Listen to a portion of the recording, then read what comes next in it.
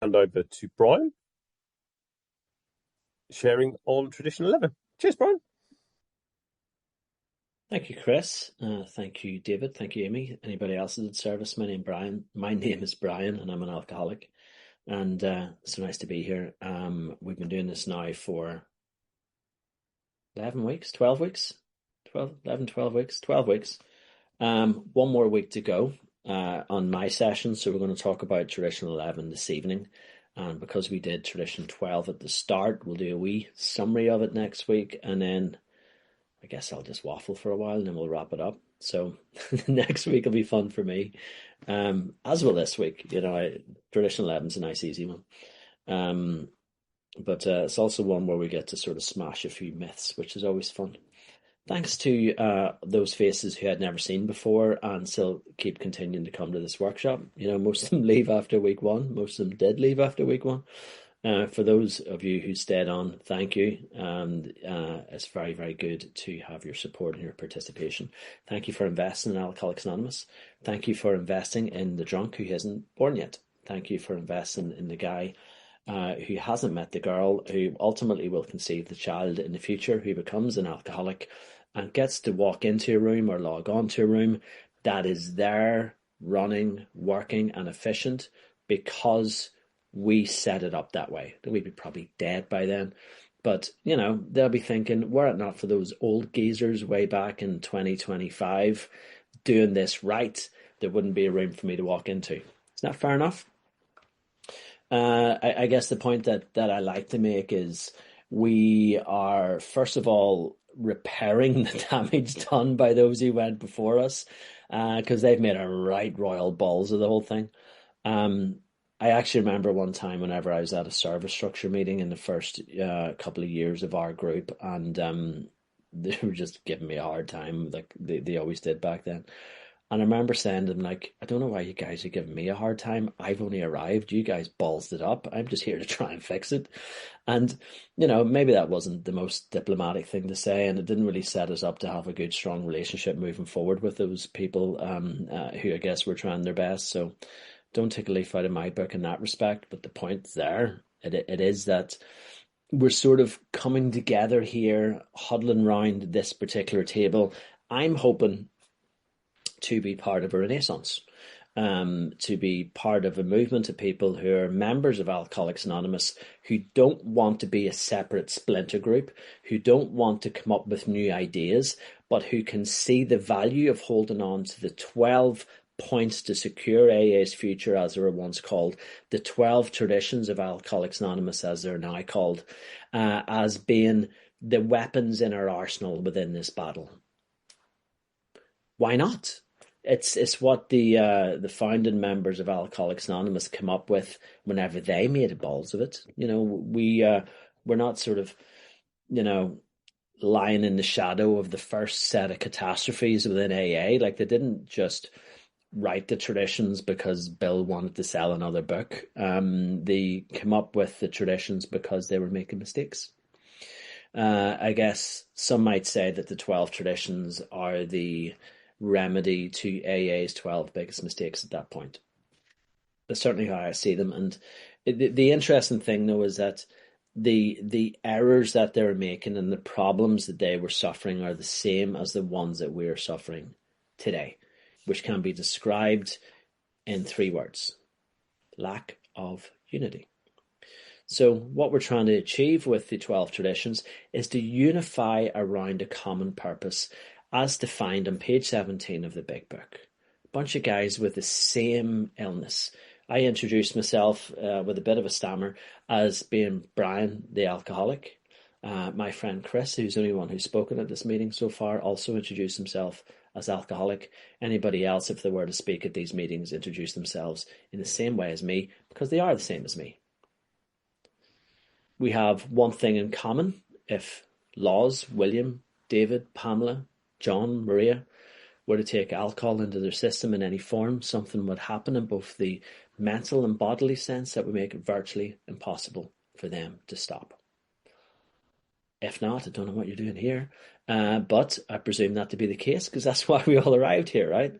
So this unify around that, but what really holds us together is that we have found a common solution, a way out on which we can absolutely agree and join in brotherly and harmonious action.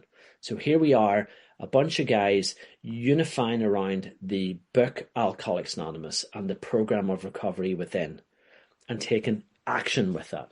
We're taking action with the book. What does that look like? I don't know. Some of you guys know that my fiance, soon to be my wife, Susie, I met in Alcoholics Anonymous. We met during lockdown at in an AA meeting in New Jersey, of all places, the same night that I met Chris Bailey, as it would happen. And we, she lived in Edinburgh at the time. I lived here just outside Belfast, and we didn't really get to see each other very much. And lockdown was happening, but one time she came over, and our mutual friend Mags phoned me up to say, she mentioned the name of a lady in the group who's in awful trouble and I need your help. And I was like, man, I'm just picking up Susie from the airport, but I'll be there as soon as I get her. And Susie get into the car, and I says, right, there's an alcoholic emergency. And she just says, right, let's go. And it was one of those emergencies that took up all of that day and most of the next day. And then after which Susie flew back to Edinburgh again. And neither of us thought that that was the wrong use of that time. So what does it look like to join in brotherly harmonious action? I'm pleased to say it doesn't look like that all the time, but that's what it looks like sometimes. What it looks like for to give myself to other people, to other alcoholics, to serve other alcoholics. I spent quite a lot of time serving me, and it didn't really work out very well for me. And really weird thing. And I don't really understand the spiritual stuff. I'm able to read. I can understand what the spiritual texts say, but I don't understand the results because they're baffling. And whenever I am of service to other people in the way that Alcoholics Anonymous has taught me, for some reason, all my needs seem to be met, but not in a scrape and by way. They seem to be met abundantly. You guys know why that happens? I don't know. If you ever figure it out, let me know, because actually I'm not really sure I want to know. It might sort of jinx the whole thing. But if I just seem to give you 10, God, the universe, Allah, or whatever, seems to give me 100 back. I don't know why. Pretty good deal. I'm happy enough with it. I'm not complaining. So, are we all agreed that these traditions are a good idea by this stage? Everybody on board? Should we all maybe just get behind them? Good. Well, of the few of you who stuck on at this workshop, awesome. If that's what I think, that's amazing. I'm going to be me and say something that you might not like, though, but here goes. If you turn up at your next business meetings and you haven't learned the traditions on your own, and some of you already knew them before you came here, of course, then you're not really a well-informed member of Alcoholics Anonymous. There you go. I'll say it again. If you turn up at your business meeting and you don't understand the traditions sufficiently and you're not learning them, whatever, then you're not a well-informed member of Alcoholics Anonymous. Then you probably shouldn't say a word. Or if you're going to say something, seek the counsel of your sponsor, who I presume will be well informed. It's not a harsh thing to say. Who cares? It's the way it is. And this is where we need to get to ourselves, right? But here I've got some good news, right? I left school without any formal education. I'm not a particularly clever fella. I might be able to speak in such a way that implies that I'm smarter than I actually am, and I've been getting away with that all my life. But I'm not smart. I do know how to read, though, and thankfully, that's one thing that I did pick up from school, is the ability to read. And our traditions are not that fucking complicated. Just read the damn things. And if you're really stuck, if you just read the long form, and then if you're wondering, is that what it actually means literally? Yes. So, maybe don't read the history books if you couldn't be arsed. I don't know. I'm not going to tell you what to do. Maybe read the forward to the second edition. You'd have read that with your sponsor, and if you're sponsoring people, you'd be going through that anyway. It's pretty simple, straightforward history of AA, and then read the long form of each tradition and take it literally. And I reckon that's going to get you halfway there. The 12 Traditions Illustrated pamphlet is amazing. You guys in Britain, GB, outlawed it, removed it from the shelves because there were some images within it that were considered not particularly politically correct. I had a look at the images, and to be fair, they're not particularly politically correct. But to just remove it, why not just remove those images? Like, you can get AI to do that shit in 2 minutes. Like, but to remove a vital tool, that's like saying, the easy way of understanding the traditions will remove because nobody gives a fuck about the traditions anyway. I agree with him. In that respect, nobody does, except us. We do, and we want to learn the damn thing. So the good news is you can find it on the internet. And please don't look at those images because, to be fair, they are not necessarily useful. But, just maybe get ChatGPT to remove those bits or something. But the essence of what's in there is a very, very easy way to understand the traditions. Now, I say an easy way to understand them as if they would be complicated without that guide. They're really not. Get yourself a copy of Language of the Heart. It's a good book. It shows the Grapevine magazine articles from which Bill Wilson launched the traditions. You know what? The 12 Steps in the 12 Traditions book on the part about the traditions is not terrible. So there's enough material out there that can be read to help to understand these points, but give me a call if you want to talk them through. I would love to talk them through with you. If you're reading through them and maybe they seem more complicated and you would just want to have a chat about them, I'll certainly share my experience with them. Anything that helps somebody to turn up at your own business meeting being well informed, because you may well be the only well informed person in that room. And if you have a room of people in which the majority are not well informed, then there's no real point to any of the rest of the traditions. If you don't have a well-informed group conscience, it's all kind of fucked. So anyway, we're fixing that, right? Isn't that a good thing? So who amongst us, who within our groups needs to have access to the traditions in order to be a full member of AA? On the front of said pamphlet, the 12 Traditions Illustrated, I think I might have read this one of the other weeks, but who cares? It's great. It reads, as newcomers, many of us say to ourselves, let the group officers worry about the traditions. I'm just an average member. There are rules for running groups, aren't they? And everybody tells me there's no rules in AA. Then we look closer and find that the traditions are not rules, but they are not just for officers. They have deep meaning for each one of us, as the 12 steps do. Like the 12 steps, the traditions are not figured out in advance as courses of action against future problems. The action came first. Pioneer AA groups with nothing to go on except the trial and error and try again methods soon discovered, well, that way didn't work, but the other one did, and this one works even better. And so on and so on. The point I want to make is that the 12 traditions are for the average group member. Now, I did a workshop similar to this 4 years ago for a group in Edinburgh, and I was running around last minute, sticking my tie on, whatever, but I'd logged on, just my screen was off, and one of our group members had logged in and he was chatting with some of the members of that group, and they're asking him, well, do you know the traditions, or, so you're the same group as Brian? And he just says, no, I don't need to know the traditions because Brian does all that. Okay, well, I failed miserably. But there was a time, not anymore. Our group's now very, very well informed. There's many people in our group now who understand them much better than I do. But at the start, I joked at one point, and it was kind of true, that if I turn up at a business meeting talking about a tradition that I just completely made up, they would all believe me. Because, it was just a young group and we hadn't learned the traditions. We're all sort of learning on the job. But it really sort of brought it home to me how dangerous that could be. If I try to do something that isn't in line with our traditions at the moment, there's at least 5 or 6 people on the phone within seconds. There's one of our group members phoned me up the day before our meeting last week and pointed out a whole load of things that I was supposed to have done and hadn't done, and reminded me of my responsibility and so on. And I was like, thank God for that, because we're all there and we're all well informed and we're all holding each other accountable. Why? For that kid who hasn't been born yet. Not for Amy. Amy's okay because she's already found us. So is David. So is Tracy. So is John. Billy. Stephen. Irvin.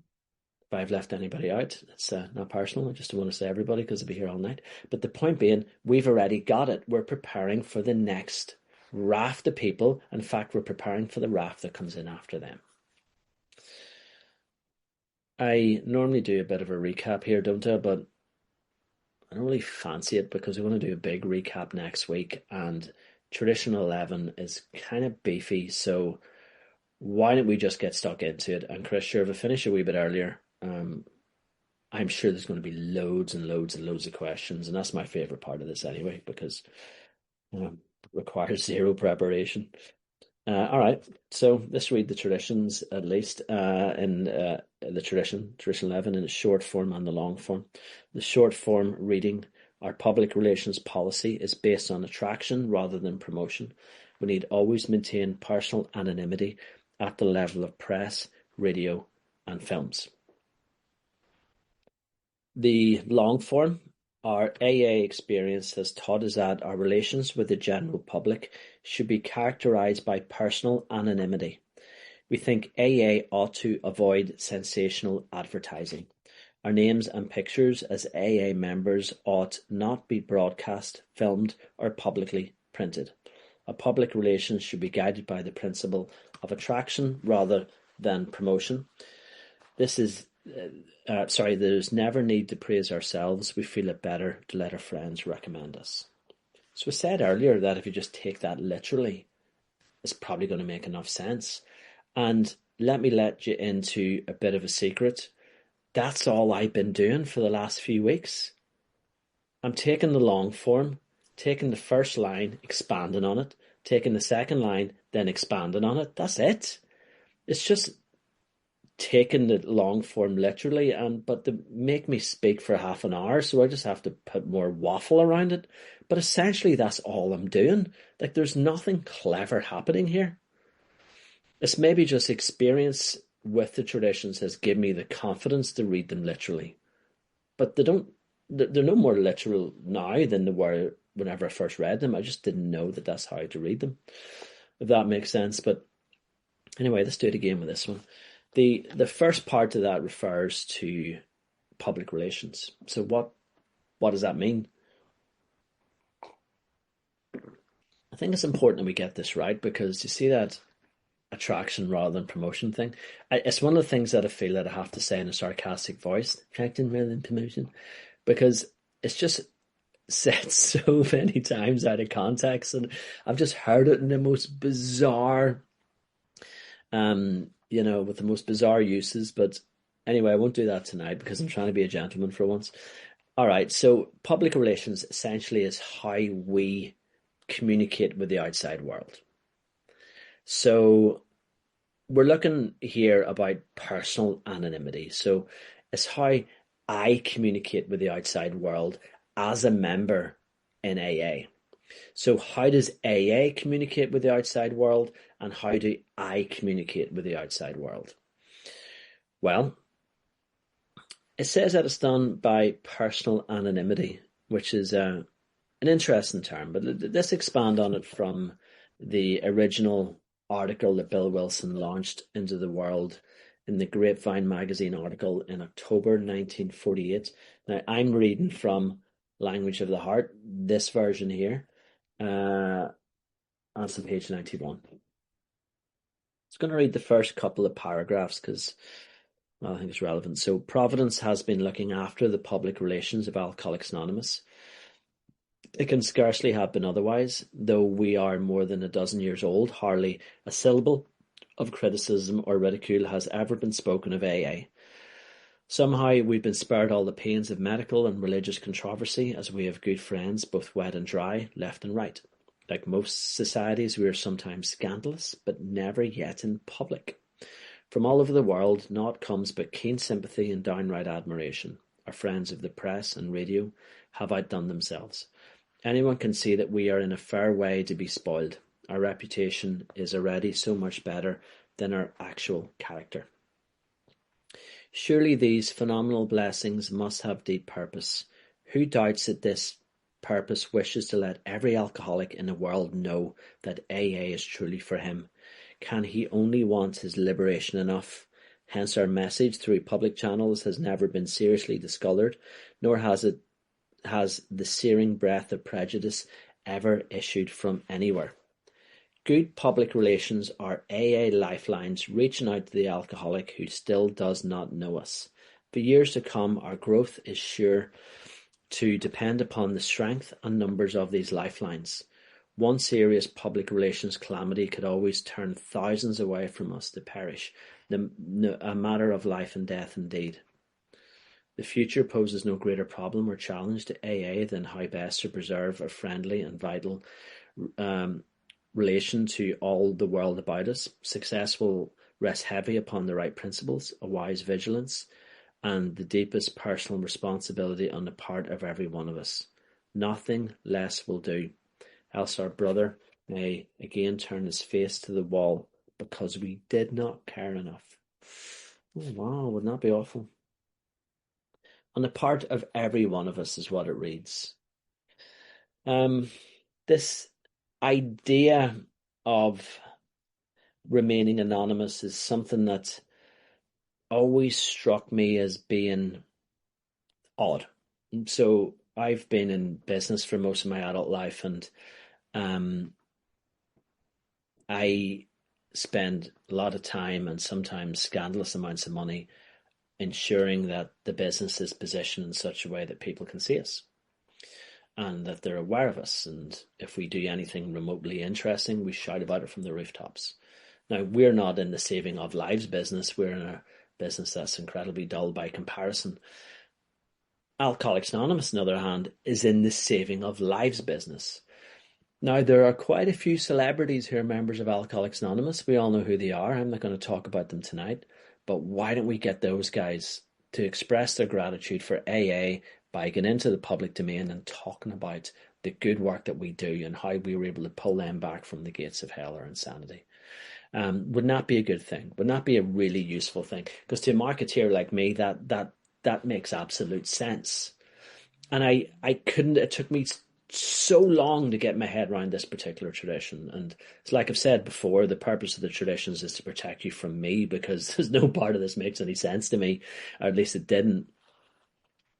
But I remember it wasn't that long ago. In fact, I think it was 7 years ago, because something happened recently that reminded me of the story. But there was a well-known A-list actor who was all over the TV having the most incredible meltdown and relapse and drugs and alcohol. And yeah, it was quite the scandal. It was also very amusing, but nonetheless, if you were an alcoholic who had recovered, it wasn't amusing because you could see the pain in this man's face. And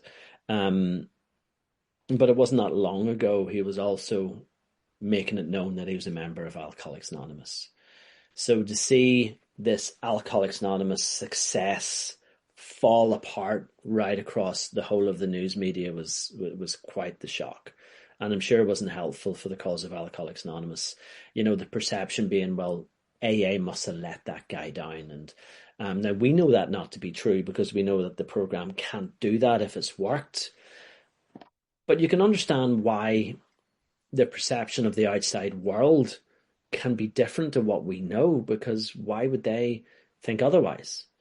You know, so to celebrate the successes also means we have to deal with the apparent failures. It doesn't help the brand of Alcoholics Anonymous. You know, the founding members realized from their own experience that that kind of exposure had as much capacity to be damaging as potential to be useful. So, you know, this is the sort of thing that we avoid for that reason. That there's another guy whose podcast I still listen to, I've been listening to for years. And again, I don't want to say too much. I don't speak about individuals, but what I would say, he made his fame through sporting endeavors. Let's put it that way. But it became very clear quite earlier on, some of the things he was saying all sounded a wee bit big bookish whenever I was listening to his podcast.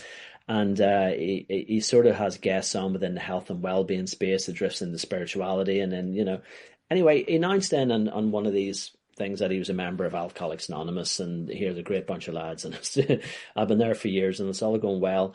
And it was just this blatant violation of Tradition 11. So whenever we're looking at what does a violation of Tradition 11 look like, it looks like that. In this public-facing space, to the general public, if I was to announce, I am a member of Alcoholics Anonymous, I have violated Tradition 11. Doesn't matter whether I'm saying Alcoholics Anonymous is good or bad or indifferent, I have announced my membership of it in a public way. So personal anonymity has to be held. Now, I'm not famous, you'd be pleased to know. And if I was to go on TV and announce I was a member of Alcoholics Anonymous, most people would forget tomorrow and wonder who was that weird guy. But nonetheless, that then would mean that this doesn't apply to me, right? So why would personal anonymity be important to somebody like me who's not even famous?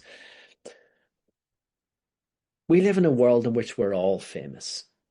So let me show you another example of what I learned to be a traditions violation the hard way. There's another way of sort of proving to you guys that I've never been particularly good at this stuff. This was something that I put on to social media on the day that I was 1 year sober. Did you ever know me without a beard, Chris? No. So back then I had no beard. I had a wedding ring on. That's another thing that was different back then.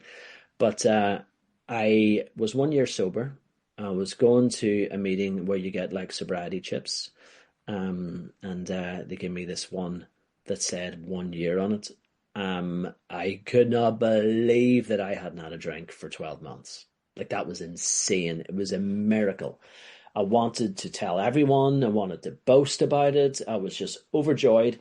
So I went home and I propped up my little 1 year chip. So if anybody's listening to the recording, this is bad radio. But what we're looking at is a picture of me kind of blurred out, holding the book Alcoholics Anonymous, pretending to read it because, I wanted to look good, with my 1 year chip in front of me. And then put that onto social media. And then all my friends were like, congratulating me. It was amazing. There was floodgates of people saying how much of a great lad I was, and sure, that does not feel nice. We all love that. Somebody didn't, though. And it was noticeable. It was my sponsor. Like, he wasn't liking this post, and he wasn't commenting on it, and he wasn't telling me he was a great fella. And I noticed that quite earlier on, and I could see he was active on social media, but he still didn't comment on it.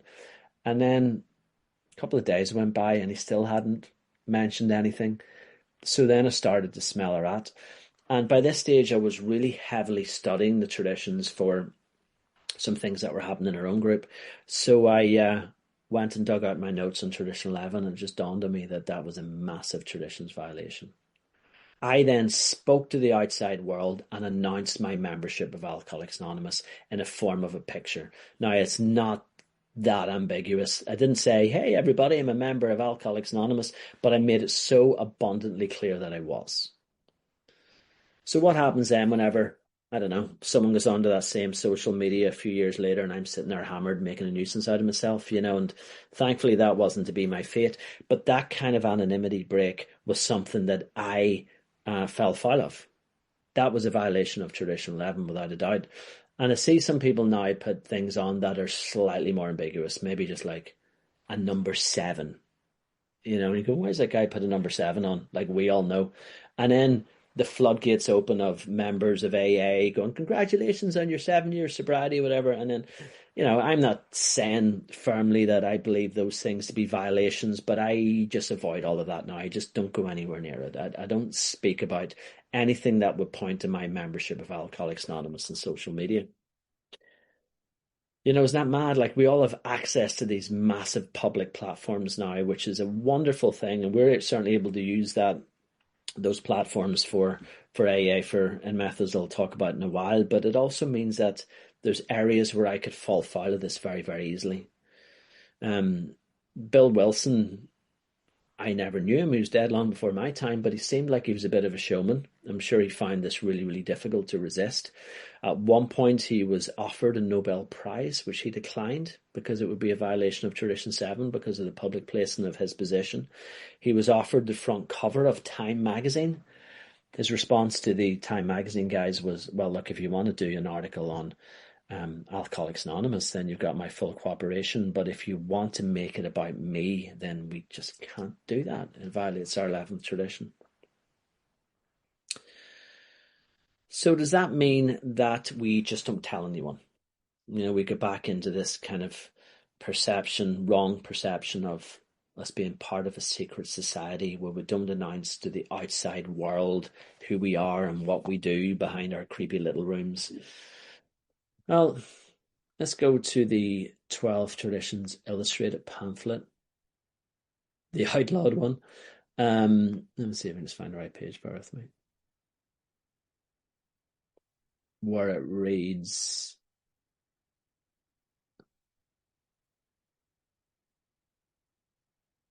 sorry guys, bear with me. It says, alcoholics who have recovered through our program are themselves the strongest attraction that AA has. That's us. We're the strongest attraction that AA has. When people are asked what led them to seek AA help, the answer given most often is an AA member. Their chances would have been slim if all of us had remained completely in hiding. But many of us have chosen to tell our friends, neighbours, employers, co-workers, doctors, spiritual advisors that we are in AA. And when we do so, we are not breaking our anonymity in the meaning of this tradition. This is not about telling individual members and people and talking openly about our membership of Alcoholics Anonymous. It's about doing so on a public platform. I have chosen to be completely out of the closet on my membership of Alcoholics Anonymous, and the knock-on effect of that is there's, like, before I got sober, like, pretty much everybody I associated with was mad for the drink, and a lot of whom were alcoholics, and some of whom are now members of this fellowship. They get into this fellowship through my being public about it. Would they have come in anyway? I don't know. But my job is to bear witness. My job is to bear witness of what happened to me. And, if you think back to the third step prayer, where part of the deal there would have us bear witness. It says, God, I offer myself to thee to build with me and to do with me as thou wilt. Then it goes into the clauses of this deal, if you like. Relieve me of the bondage of self, that I may better do thy will. Then it says, take away my difficulties, that victory over them may bear witness to those I would help of thy power, thy love, and thy way of life. To bear witness. Now, how can I possibly bear witness if I don't tell anyone that I'm a member of Alcoholics Anonymous? It's an interesting one. I guess that there are some exceptions. I know someone whose occupation is such that if they were to reveal their membership of Alcoholics Anonymous, it would cause different problems. I can understand where there are exceptions to this point. It's most certainly not a rule. But if I'm not able to help people, then what is really the point to my being sober? I learned from working through this that I'm really building up to step 12, where I'm able to be of service and to announce that I have an answer to a very, very marginalized problem is something that's really important. So, well, what about in AA? Does that mean that we withhold our name? So, I thought so, because I was just going by the example of other groups and other people in other groups, because they all withheld their surname. So I thought, well, you must have to withhold your surname or you're in violation of Tradition 11. No. You'll notice that I have my full name on the screen. However, this meeting is being recorded, so I won't say my full name out loud. What's the difference between the two? While I'm here with you, other fellow members of Alcoholics Anonymous, in a closed meeting, I am sharing my identity with you. The outside world may well listen to that recording, So if they want to listen to all this stuff that means nothing to them outside of context, whatever, if that's what you want to do with your life, but you will not know who I am. You will not know my full name. You know my name's Brian. It's a very common name. That's all you'll know. You, however, I want you to be able to get hold of me because we're part of the same fellowship. So there's two levels to the anonymity break. The one we spoke about before, where you're publicly announcing your membership of Alcoholics Anonymous, and then there's another one that, well, let me refer to the way that Dr. Bob spoke about this. Dr. Bob had a real blunt way of wording things. I loved him. If he was around now, me and him would have been mates. So this is what he says.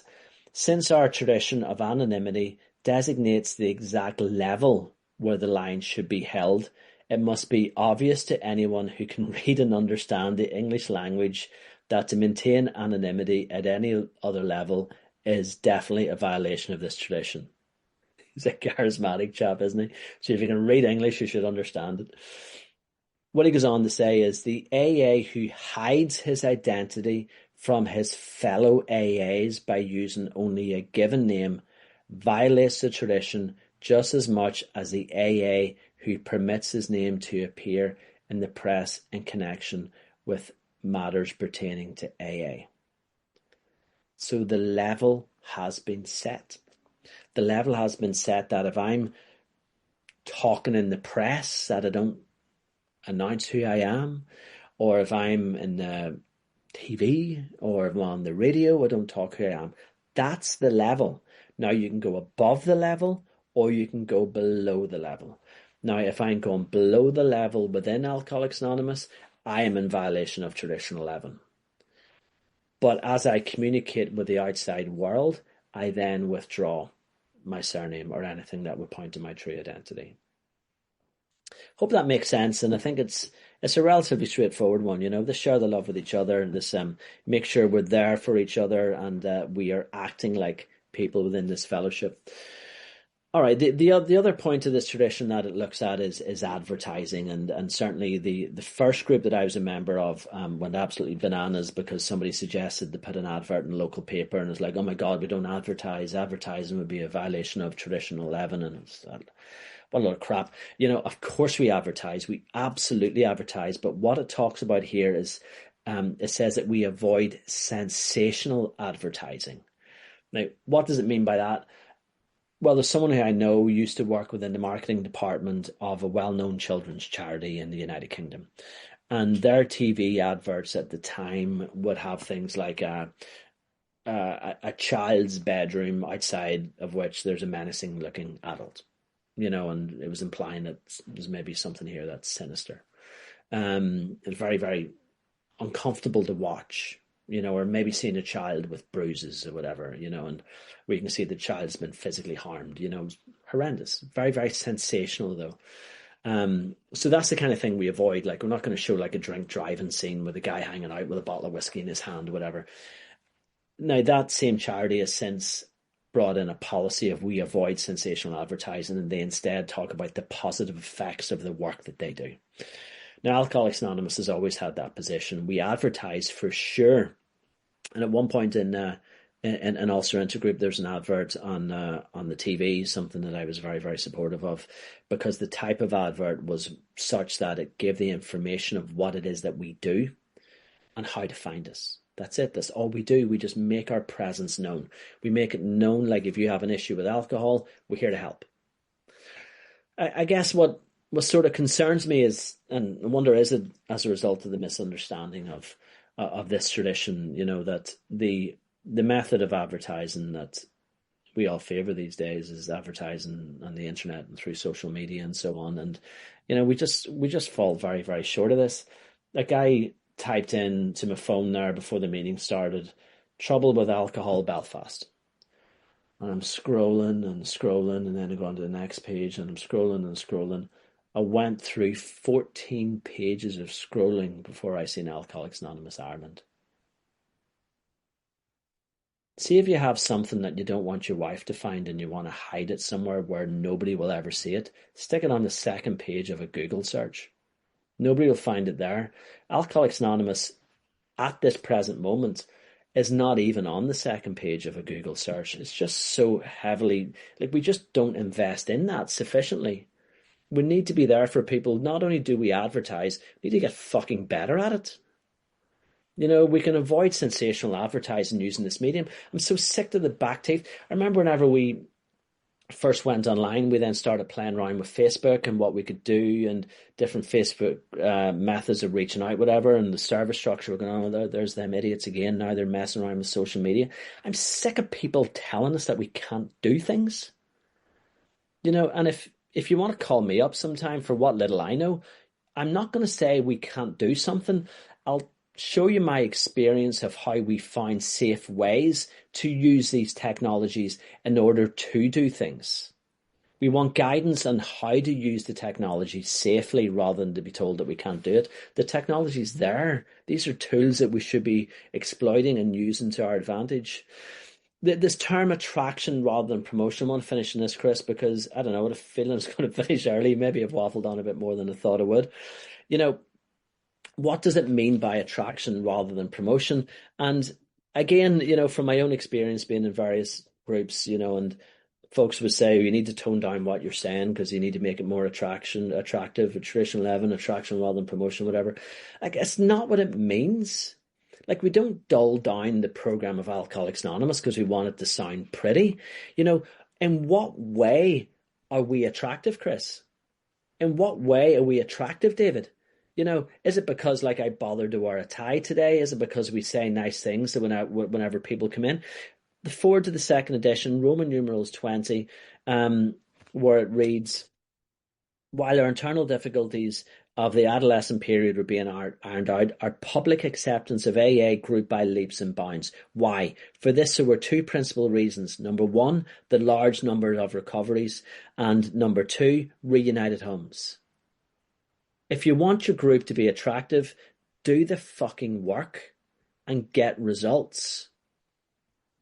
The big book groups, now this is a very, very scientific assessment based on nothing other than my observation. The big book groups that really, really invest in sticking to the program of Alcoholics Anonymous, that are principled tradition groups, get results. People get sober, people stay sober, they sponsor other people. Next thing you know, like as a sponsor, I remember the first time I had a phone call from someone to say, I just had a call from the court and I can now have custody of my kids again. That's what makes us attractive. What makes us attractive is that we help people and we get the job done. Do not tone down the quality of your group. Do not tone down the severity of the message because it's a harsh message because of a misunderstanding of this tradition. Anyway, Chris, that was fun. That's all I've got for now. Hopefully there's loads of questions because it's my favourite bit. But thanks everybody for coming, and I'll see you again next week for the last session of this run.